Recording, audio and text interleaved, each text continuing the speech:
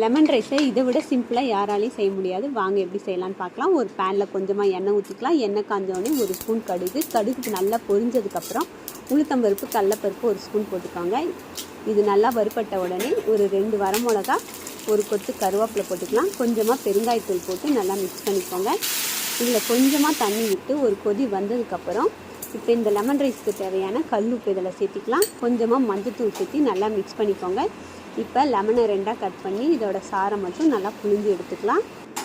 இது மாதிரி கையில் எடுத்து கூட பிழிஞ்சிங்கன்னா விதை தனியாக லெமன் சாறு தனியாக வந்துடும். இது மாதிரி ஈஸியாக ட்ரை பண்ணி பாருங்கள், உங்களுக்கு கண்டிப்பாக ஈஸியாக இருக்கும். இதை நல்லா மிக்ஸ் பண்ணி விட்டு ஒரு கொதி விட்டதுக்கப்புறம் நல்லா தண்ணியெல்லாம் சுண்டுனதுக்கப்புறம் இது மாதிரி லெமன் சாறு கிடைக்கும். இதில் நம்ம ஆறின சாதமோ இல்லை சூடாக இருக்க சாதமோ எதுனாலும் நம்ம மிக்ஸ் பண்ணி விட்டால் சூப்பரான சிம்பிளான லெமன் ரைஸ் ரெடி. இது மாதிரி வீடியோஸ் பார்க்கணும் நம்ம சேனல் லைக் பண்ணுங்கள், சப்ஸ்கிரைப் பண்ணிக்கோங்க. தேங்க்யூ.